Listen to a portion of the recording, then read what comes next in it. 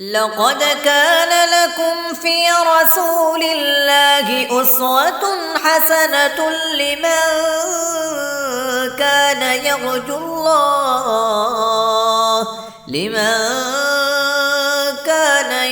الله واليوم الآخر وذكر الله كثيرا. حدثنا محمد نے ہمیں بیان کیا بن سلام قال اخبرنا، انہوں نے کہا کہ ہمیں بیان کیا، ہمیں بتایا عبدۃ عن ہشام، تو ہشام کی عبدہ نے ہمیں بتایا عن عائشہ، انہوں نے حضرت عائشہ رضی اللہ عنہا سے بتایا، تو ہو سکتا ہے کہ وہ ایک خاتون ہیں جو کہ حضرت عائشہ سے انہوں نے روایت کی ہے، ٹھیک ہے۔ تو اب حضرت عائشہ رضی اللہ عنہا فرماتی ہے کان رسول اللہ صلی اللہ علیہ وسلم اذا، جب امرہم، حکم دیتے تھے ان کو، یعنی کہ صحابہ کرام کو جب حکم دیتے تھے من الاعمال، نیک اعمال کرنے کا، بما ساتھ اس کے جو یطیقون، وہ لوگ استطاعت رکھتے تھے۔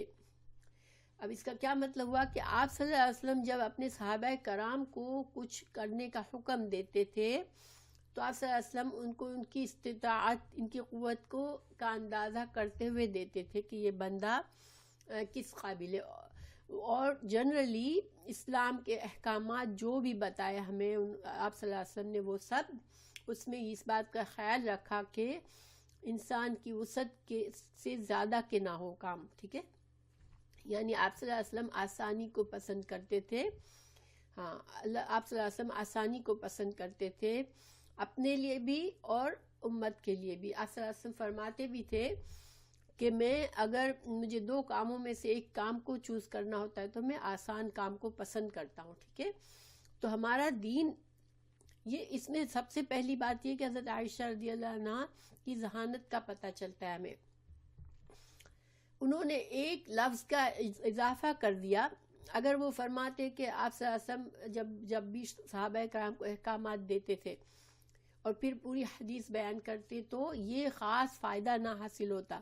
ان کے ایک لفظ کو یطیقون، کہ ان کی استطاعت کو دیکھ کے حکم دیتے تھے، یہ ایک لفظ نے ایک بہت بڑی بات ہمیں بتائی، وہ یہ کہ ہمارا اسلام جو ہے، اسلام میں انسان کے لیے آسان دین ہے۔ اسلام میں اللہ تعالیٰ نے، اللہ کے رسول صلی اللہ علیہ وسلم نے انسانوں کی کمزوریوں کو مد نظر رکھتے ہوئے اسلام کے دین ہمیں احکامات دیے ہیں۔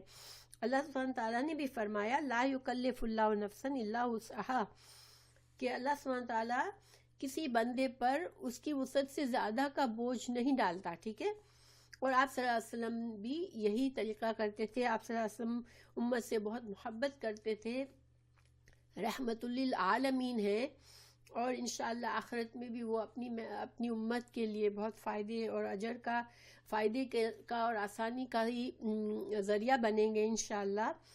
تو آپ صلی اللہ علیہ وسلم بہت شفقت سے معاملہ کرتے تھے، ٹھیک ہے۔ تو اب اس کو سمجھنے کے لیے کہ آپ صلی اللہ علیہ وسلم کی شفقت کیا تھی، تو اس کو ہم تھوڑا سا حوالات سے دیکھتے ہیں۔ پہلی بات، آپ صلی اللہ علیہ وسلم نے صحابہ کرام کو بہت اچھی طرح جانتے تھے۔ ان کے یعنی کہ ایک اچھے لیڈر کی خصوصیت یہ ہوتی ہے کہ وہ اپنے ساتھیوں کو، اپنے ماتحتوں کو کی سائیکالوجی سمجھتا ہو، ٹھیک ہے۔ کیونکہ آپ صلی اللہ علیہ وسلم بہت سے کام سونپتے تھے مختلف لوگوں کو، تو آپ صلی اللہ علیہ وسلم ہمیشہ ایسے پرسن کو کسی کام کے لیے چوز کرتے تھے کہ جو کہ اس پرسن کے لیے وہ پرفیکٹ پرسن ہوتا تھا اس کام کے لیے۔ اس کی بہت سی مثالیں ہیں، لیکن آپ صلی اللہ علیہ وسلم کی جو آسانی کی مثالیں ہیں اس کے بارے میں، جیسے مثال کے طور پر رسول اللہ صلی اللہ علیہ وسلم کے پاس حضرت عمر فاروق نے اپنے بیٹے عبداللہ کی شکایت کی کہ یہ ہر روز روزہ رکھنا چاہتا ہے، بلا ناغہ روزہ رکھنا چاہتا ہے۔ تو آپ صلی اللہ علیہ وسلم نے حضرت عبداللہ بن عمر کو سمجھایا کہ آپ ایسا نہ کرو، آپ ایسا کرو کہ ایام بیز کے روزے رکھ لیا کرو، یعنی 13 ہر مہینے کی 13ویں 14ویں 15ویں کی روزہ رکھو۔ انہوں نے کہا یا رسول اللہ مجھے اس سے زیادہ استطاعت ہے، تو اللہ تعالیٰ رسول اللہ صلی اللہ علیہ وسلم نے فرمایا اچھا تو پھر ہر پیر اور جمعرات کو رکھا کرو۔ انہوں نے کہا یا رسول اللہ صلی اللہ علیہ وسلم مجھے اس سے بھی زیادہ کی استطاعت ہے، تو پھر آپ صلی اللہ علیہ وسلم نے کہا تو میکسیمم حضرت داؤد علیہ السلام کے روزے رکھا کرو۔ حضرت داؤد علیہ السلام ایک دن روزہ رکھتے تھے اور ایک دن نہیں رکھتے تھے، اور اس سے زیادہ کی اجازت نہیں دی حضرت عبداللہ بن عمر کو۔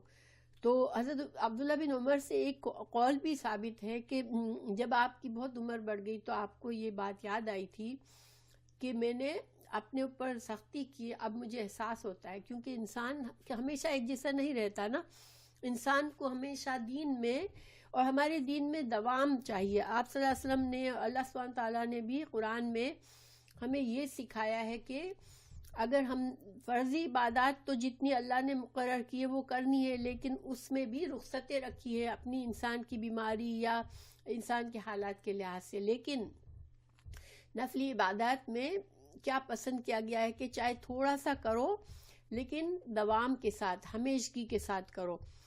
تو اگر ہمیشگی کرنی ہے تو پھر ظاہر اگر انسان اپنے اوپر بہت ٹو مچ لاد لے گا تو پھر چند دن تک تو کر سکے گا، لیکن پھر کیا ہوگا کہ وہ انسان پھر اس قابل بھی نہیں رہے گا کہ اپنی فرض عبادات کو ہی صحیح طرح سے پورا کرے، ٹھیک ہے؟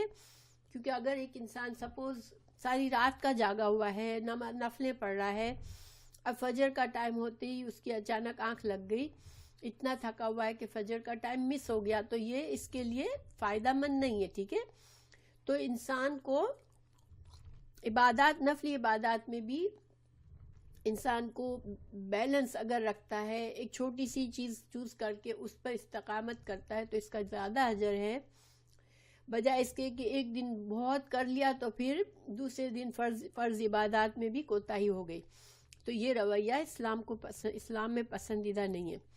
پھر حضرت جویریہ رضی اللہ عنہ جو آپ صلی اللہ علیہ وسلم کی زوجہ تھیں، اس کے بارے میں ایک حدیث ہے کہ ایک دن صبح فجر کے بعد نماز کے بعد آپ صلی اللہ علیہ وسلم گھر سے نکلے تو حضرت جویریہ مصلی پہ بیٹھ کے تسبیحات کر رہی تھی، ٹھیک ہے؟ نماز کے بعد، فجر کی نماز کے بعد کی تسبیحات کر رہی تھی۔ پھر آپ صلی اللہ علیہ وسلم کافی دیر سے گھر میں آئے، جیسے ہم سمجھ سکتے ہیں صبح 10 بجے کے قریب آئے، جیسے چاشت کے وقت میں آئے، ٹھیک ہے؟ تو حضرت جویریہ وہیں بیٹھ کے تسبیحات کر رہی تھی، تو آپ صلی اللہ علیہ وسلم نے فرمایا کہ آپ یہیں پہ بیٹھے ہوئے تھے؟ تو انہوں نے کہا ہاں میں یہیں پر عبادت کر رہی تھی۔ تو رسول اللہ صلی اللہ علیہ وسلم نے فرمایا کہ میں نے تو صرف 4 کلمات کو 3 بار کہا ہے بس، اور وہ کلمات ایسے ہیں کہ تمہاری جتنی عبادت تم نے کی اتنی دیر میں ان سب سے زیادہ اس کا اجر ہے۔ تو پھر یہ حدیث جو ہے وہ سنن ترمذی میں ہے، میں آپ کو ذرا سا پڑھ کے ہی بتا دیتی ہوں کیونکہ اس میں اچھی دعا ہے، انشاءاللہ آپ لوگوں کو یاد ہوگی، بہت سے لوگوں کو۔ تو سنن ترمذی کی 3476 ہے۔ حضرت جویریہ سے روایت ہے کہ نبی صلی اللہ علیہ وسلم نے فجر کی نماز کے بعد صبح سویرے ان کے پاس سے نکلے، وہ اپنی نماز کی جگہ پر تھیں۔ چاشت کے وقت جب آپ صلی اللہ علیہ وسلم لوٹے تو دیکھا میں وہیں بیٹھی تھی۔ آپ صلی اللہ علیہ وسلم نے فرمایا تم اسی حال میں رہیں جب سے میں نے تم کو چھوڑا ہے؟ حضرت جویریہ رضی اللہ عنہ نے فرمایا ہاں۔ تو نبی صلی اللہ علیہ وسلم نے فرمایا میں نے تمہارے بعد 4 کلمے 3 بار کہے ہیں، اگر وہ ان کلمات کے ساتھ تولے جائیں، یعنی تمہاری ساری عبادات جو تم نے کی ان کو ان کلمات کے ساتھ تولا جائے تو آج تم نے اب تک کہیں تو وہی بھاری ہوں گے۔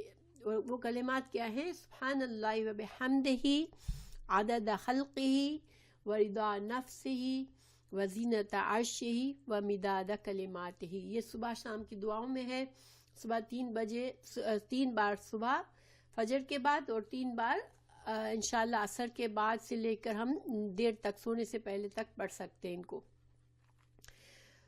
تو یہ پاک ہے اللہ اور اسی کی تعریف ہے، اس کی مخلوق کی تعداد کے برابر، اس کی ذات کی رضا کے برابر، اس کے عرش کے وزن اور اس کی کلمات کی سیاہی کے برابر۔ یہ صحیح مسلم کی حدیث ہے، سوری میں نے ترمذی کا ہی دی، صحیح مسلم کی حدیث ہے یہ 6913۔ تو انشاءاللہ یہ دعا اگر کسی کو یاد نہیں ہے تو یہ یاد کر لیں۔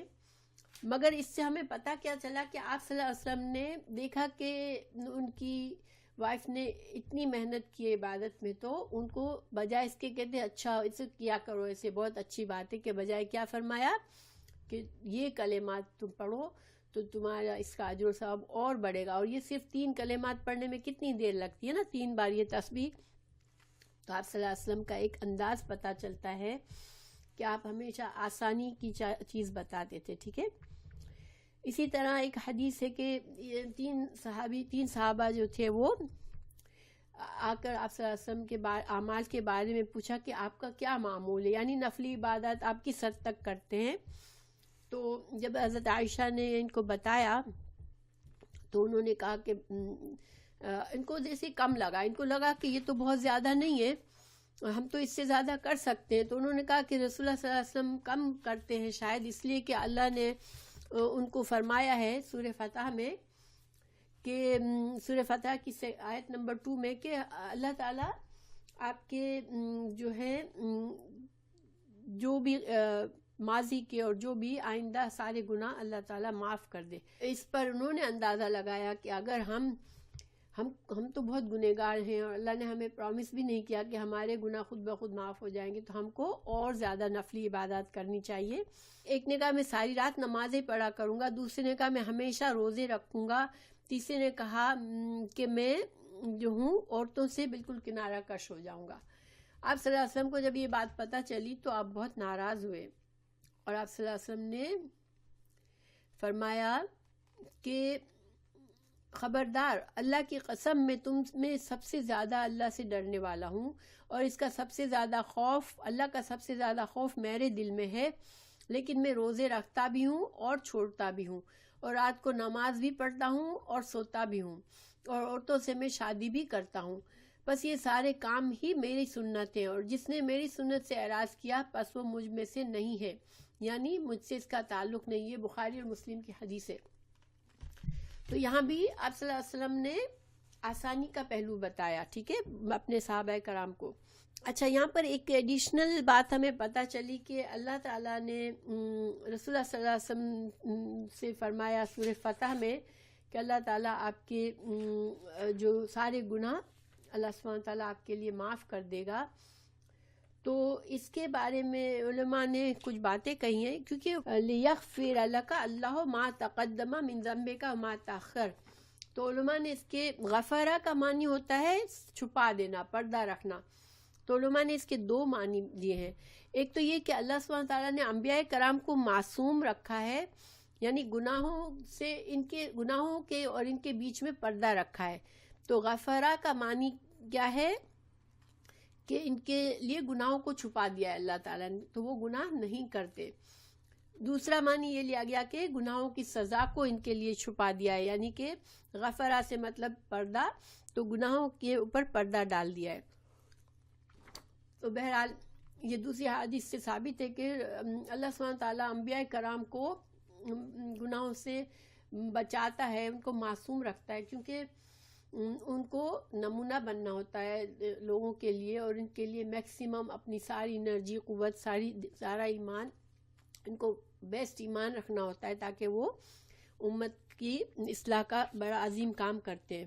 انشاءاللہ میں بہت سی چیزیں چھوٹی چھوٹی بیچ میں بتا رہی ہوں. آئی ہوپ کہ آپ لوگ کا ٹریک لوز نہیں ہو رہا ہے، مگر اس حدیث میں بہت سے فائدے ہیں.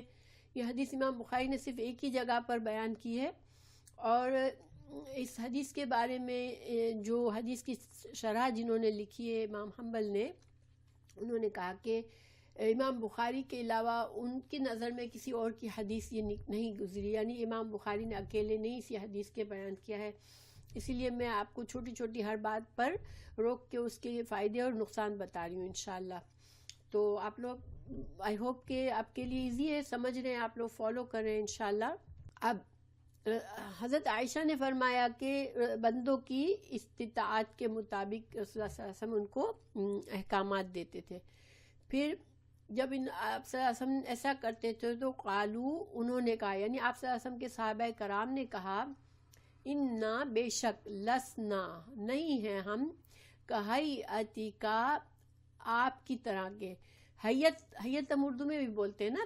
حیت کیا ہوتی ہے؟ شکل، کسی کی شکل. کا مطلب ہوتا ہے مشابہ، یعنی کہ کسی کی حالت یا شکل کو حیت کہتے ہیں. ٹھیک ہے. تو انہوں نے کہا یا رسول اللہ ہم تو آپ کی طرح کے نہیں ہیں، ہم یعنی آپ تو ایک عظیم رتبے پر ہیں، اللہ نے آپ کو رسول بنایا ہے. یا رسول اللہ صلی اللہ علیہ وسلم ان اللہ، بے شک اللہ تعالیٰ، قد غفر لکا، بے شک اللہ تعالیٰ نے تو معاف فرما دیے آپ کے لیے، ما تقدم من ذنبک ما تأخر، جو کچھ بھی آگے گزر چکا اور جو بھی پیچھے آئے گا. یعنی انہوں نے سورہ فتح کا حوالہ دیا کہ اللہ تعالیٰ نے تو یہ بات فرما دی ہے آپ کے لیے، تو آپ کو شاید زیادہ اعمال کرنے کی ضرورت نہیں ہے، لیکن ہم تو آپ کی طرح نہیں ہیں، ہم کو تو زیادہ کرنے چاہیے. اس پر فغضب فیغضب، تو آپ صلی اللہ علیہ وسلم کو ناراض ہو گئے، آپ صلی اللہ علیہ وسلم آپ کو غصہ آیا. حتیٰ، یہاں تک کہ یعرفا، پہچانا جا رہا تھا، یعنی نظر آ رہا تھا، غضب و غصہ فی وجہی، یعنی آپ صلی اللہ علیہ وسلم کا چہرہ مبارک جو ہے وہ غصے کا اظہار ہوا آپ کے صلی اللہ علیہ وسلم کے چہرے پر. پھر آپ صلی اللہ علیہ وسلم نے فرمایا ان اتقاکم، بے شک میں تم سب سے زیادہ اللہ کا تقوی رکھتا ہوں، وعالمکم، اور میں تم سب سے زیادہ علم رکھتا ہوں، باللہ، اللہ کے بارے میں. یعنی کہ اللہ سبحانہ وتعالیٰ کن باتوں سے راضی ہوتا ہے، بندے سے اللہ تعالیٰ کیا چاہتا ہے، ان چیزوں کا مجھے تم سے زیادہ علم ہے. اور اسی وجہ سے جو احکامات تم کو دیے ہیں اللہ تعالیٰ نے مجھے بھی دیے ہیں، اور مجھے بھی اللہ کو خوش کرنا ہے، اللہ کو راضی کرنا ہے. تو میں جو ہوں تم سے زیادہ تقوی ہے میرے دل میں، کیونکہ اللہ نے مجھے یہ نہیں کہہ دیا کہ انبیاء کرام کو کچھ نہیں کرنے کا. انبیاء کرام انسان تھے، اور جو کچھ انسانوں کو اللہ تعالیٰ نے احکامات دیے، خود انبیاء کرام خود پابند ہوتے تھے ان اللہ کے احکامات کے. تو آپ صلی اللہ علیہ وسلم نے ان کو سمجھایا کہ میرے دل میں اللہ کا تقوی تم سے زیادہ ہے، کیونکہ مجھے اللہ کی معرفت تم سے زیادہ ہے. تو ہمیں یہاں پر ایک اور ایڈیشنل فائدہ یہ پتہ چلا کہ جتنا ہمیں انشاءاللہ قرآن سے اللہ کی معرفت بڑھے گی ہماری، اتنا زیادہ ہمارے اندر تقوی بھی آئے گا. کیونکہ اللہ سبحانہ تعالیٰ نے فرمایا قرآن میں، قرآن کی یہ آیت ہے کہ بے شک اللہ سے جو لوگ جو تقوی کرنے والے ہوتے ہیں وہ علماء ہوتے ہیں. یعنی جس انسان کے دل میں اللہ کی صحیح معرفت ہوتی ہے اسی کے دل میں اللہ کا تقوی بھی ہوتا ہے. اور تقوی کیا چیز ہے؟ تقوی وہ احساس ہے کہ میرا اللہ مجھے دیکھ رہا ہے، اور میں جو کچھ کرتا ہوں، جو کچھ سنتا ہوں، جو کچھ بولتا ہوں، ہر چیز اللہ سبحانہ تعالیٰ مجھے دیکھ رہا ہے. اور میرے لیے اللہ نے حدود مقرر کی ہے کہ میں کہاں تک میں کیا بات کر سکتا ہوں، کیا نہیں کر سکتا ہوں، کیا عمل کر سکتا ہوں، کیا نہیں کرتا ہوں، یا کیا رویہ مجھے الاؤڈ ہے، کیا نہیں ہے، میرا کون سا اخلاق اللہ کو پسند ہے. تو یہ سب اللہ تعالیٰ میرا دیکھ رہا ہے کہ میں کیا کر رہا ہوں. تو اس کا مطلب ہے کہ اللہ تعالیٰ میرے کو سامنے مجھے پیش ہونا ہے ایک دن، اور مجھے اپنے ہر عمل کا جواب دینا ہے. یہ جو احساس ہے یہ تقوی ہے. ٹھیک ہے. تقوی کا لفظی معنی ہوتا ہے بچنا، اپنے آپ کو کسی تکلیف دہ چیز سے بچانا. تو ظاہری بات ہے کہ انسان اگر اللہ سے غافل ہو کے دنیا میں اپنی منمانی کی زندگی گزارے گا، تقوی کو چھوڑ دے گا، تو وہ اپنے آپ کو نقصان میں ڈال رہا ہوتا ہے، آخرت کا نقصان کر رہا ہوتا ہے. اسی لیے تقوی کا مطلب عام طور پر اللہ کا خوف کر دیا جاتا ہے، مگر تقوی کا ڈائریکٹ معنی خوف نہیں ہوتا. ٹھیک ہے. تقوی کا معنی ہوتا ہے احساس ہونا اللہ کا کہ اللہ مجھے دیکھ رہا ہے، ہر وقت دیکھ رہا ہے اللہ مجھے، اور میرا ہر عمل ریکارڈ ہو رہا ہے، اور مجھے جواب دینا ہے اللہ کو. یہ تقوی ہے. ٹھیک ہے. تو ظاہری بات ہے جو اللہ کے رضا پسند ناپسند کو سب سے زیادہ جانتا ہوگا تو وہی تو ظاہری بات ہے کہ اللہ کا تقوی بھی زیادہ کرے گا. تو اسی لیے اللہ تعالیٰ نے بھی فرمایا کہ علماء کو اللہ کا تقوی زیادہ ہوتا ہے. تو آپ صلی اللہ علیہ وسلم ظاہر انبیاء کرام کو اس سے بھی زیادہ، علماء سے بھی زیادہ تقوی ہوتا ہے، کیونکہ وہ ان کا علم سب سے زیادہ ہوتا ہے. ٹھیک ہے. تو گویا کہ ہمیں اس حدیث سے بہت سے فائدے مل رہے ہیں. تو میں آپ کو تھوڑا سا بتاؤں کہ دیکھیں اللہ تعالیٰ نے ہم انبیاء کرام کو نمونہ بنایا ہے. اللہ تعالیٰ نے فرمایا سورہ احزاب 21 میں لقد کان لکم فی رسول اللہ اسوۃ حسنہ کہ رسول اللہ صلی اللہ علیہ وسلم کی ذات میں تمہارے لیے ایک بہترین نمونہ ہے. تو جو انسان یہ سوچتا ہے کہ میں قرآن اور حدیث سے ہٹ کر بھی کچھ چیزیں میں اپنے اجر و ثواب کے لیے بنا لوں تاکہ اللہ مجھ سے اور زیادہ راضی ہو جائے، تو وہ کیا کر رہا ہوتا ہے، وہ اچھا کرنے کے بجائے برا کر رہا ہوتا ہے. وہ یہ سوچ رہا ہوتا ہے کہ رسول اللہ صلی اللہ علیہ وسلم نے صحیح جواب نہیں کیا، ہمیں ساری چیزیں نہیں بتا دی، تو ہم جو ہیں وہ کچھ اور چیزیں کر کے اللہ کو راضی کر لیں. اسی طرح اس حدیث میں مثال ہے کہ ان صحابہ نے یہ سمجھا کہ ہم کو شاید آپ صلی اللہ علیہ وسلم سے زیادہ اعمال کرنے کی ضرورت ہے، ٹھیک ہے، لیکن اللہ تعالیٰ نے ہمیں کیا سمجھایا کہ آپ صلی اللہ علیہ وسلم کو نمونہ بنا کے بھیجا ہے. آپ صلی اللہ علیہ وسلم کی جو سنت ہے، آپ صلی اللہ علیہ وسلم نے جو ہمیں باتیں سکھا دی، ان کو ہمیں اس پر بس ہم اگر ان کو اپنا لیں تو انشاءاللہ ہم سے اللہ راضی بھی ہوگا اور ہمیں ہماری نجات کا ذریعہ ہو جائے گا. ہمیں کچھ انوینشن کی ضرورت نہیں ہے، ہمیں کچھ نئے طریقے بنانے کی ضرورت نہیں ہے. اور جو لوگ کرتے ہیں پھر وہ کیا کرتے ہیں کہ بدعات کر رہے ہیں، اور بدعات جو ہے وہ بہت خطرناک چیز ہے. تو ہمیں کوشش کرنی چاہیے کہ ایک تو نمبر 1 علم حاصل کریں، اللہ کی معرفت حاصل کریں، اللہ کی رضا کس چیز میں معلوم کریں. دوسرا یہ کہ رسول اللہ صلی اللہ علیہ وسلم پر کو اللہ کا رسول مانتے ہوئے یہ یقین رکھیں کہ اللہ نے اپنے رسول صلی اللہ علیہ وسلم کو بتا دیا ہے جو کچھ بھی اللہ کی رضا کے لیے بندوں کو کرنا ہے، تو ہمیں صرف آپ صلی اللہ علیہ وسلم کی سنت کو فالو کر کے ہم اللہ کو راضی کر لیں گے انشاءاللہ. پھر دوسری بات ہمیں یہاں چونکہ اللہ سبحانہ تعالیٰ آپ صلی اللہ علیہ وسلم آسانی بتاتے تھے ہمارے لیے، گویا کہ جن میں جو رخصتیں اللہ نے دی ہمیں، تو ان رخصتیوں اور آسانیوں کو بھی قبول کرنا چاہیے ہمیں. پھر نیکی کے کاموں میں ہمیں دوام کرنا چاہیے، نفلی عبادات چاہے کم کریں لیکن ہم اس کو ہمیشگی کے ساتھ کریں. پھر ہمیں یہ بھی ہے کہ ہمارے دین میں افراط اور تفریط نہیں ہے، میانہ روی کو پسند کیا ہے. تو انسان اپنے آپ کو میانہ روی پر چلنے والا بنائے. انسان کے اندر اگر فطری طور پر کچھ ایسی فطرت ہے کہ وہ آپے سے بڑھ جاتا ہے، وہ نارمل کے اس سے ہٹ جاتا ہے، تو انسان اپنی کوشش کر کے اپنے آپ کو درمیانہ روی پر چلانے کی عادت ڈالے اور افراط اور تفریط سے بچے. اور ایک مومن کبھی بھی یہ گمان نہیں کر سکتا کہ اللہ کے رسول صلی اللہ علیہ وسلم کی سنت سے بڑھ کر بھی میں کچھ زیادہ نیکیاں کر لوں گا تاکہ اللہ سے اور زیادہ قریب ہو جاؤں گا، کیونکہ اللہ کے رسول صلی اللہ علیہ وسلم اللہ کے قریب ترین تھے. ہم جو ہے اگر ہمیں قریب ہونا ہے تو صرف آپ صلی اللہ علیہ وسلم کے طریقے سے ہی چلنا ہوگا. پھر ہمیں یہ بھی پتہ چلا کہ آپ صلی اللہ علیہ وسلم کا علم اور اللہ کی معرفت جو تھی وہ کمال درجے کی تھی، اسی لیے آپ کا ایمان بھی الحمدللہ کمال درجے کا تھا. تو ماشاءاللہ بہت سی باتیں تھیں اس حدیث میں سیکھنے کے لیے. مقصد ہمارا یہ ہے کہ انشاءاللہ یہ چھوٹی چھوٹی باتوں کو ہم غور و فکر کریں، ان کو معمولی سمجھ کر، یا صرف ایک لیکچر سنا اور پھر ادھر سے ادھر دماغ سے نکل گئی باتیں، ایسا نہ کریں. ہم ان کو اپنی عمل میں لانے کی کوشش کریں انشاءاللہ. اور ہماری نیت اور دعا یہ ہونی چاہیے کہ اللہ ہم سے راضی ہو جائے، ہم اللہ سبحانہ تعالیٰ کے بتائے ہوئے دین پر عمل کریں اور رسول اللہ صلی اللہ علیہ وسلم کی سنت پر چلیں انشاءاللہ. اور اللہ سبحانہ تعالیٰ ہمیں نفع بخش علم عطا کرے اور اللہ تعالیٰ ہمیں توفیق دے کہ ہم علم حاصل کریں. ٹھیک ہے، علم جو ہے خود بخود حاصل نہیں ہوتا، اس کے لیے محنت اور کوشش کی ضرورت ہوتی ہے. تو اللہ سبحانہ تعالیٰ امت مسلمہ کو صحیح علم بخشے. آج بہت ضرورت ہے کہ جو امت میں خرابیاں ہیں وہ علم کی کمی کی وجہ سے اللہ تعالیٰ مسلمانوں کو نفع بخش علم عطا کرے. اللہ تعالیٰ ہماری اولادوں کو، ہمارے گھر والوں کو، سب کو نفع بخش علم عطا کرے اور مسلمان گھروں میں وہ ماحول پیدا کر دے جس سے اللہ راضی ہو جائے ہم سے. ٹھیک ہے انشاءاللہ.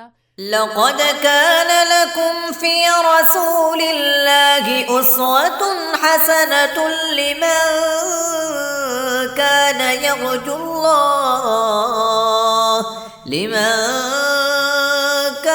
يرجو الله واليوم الآخر وذكر الله كثيرا.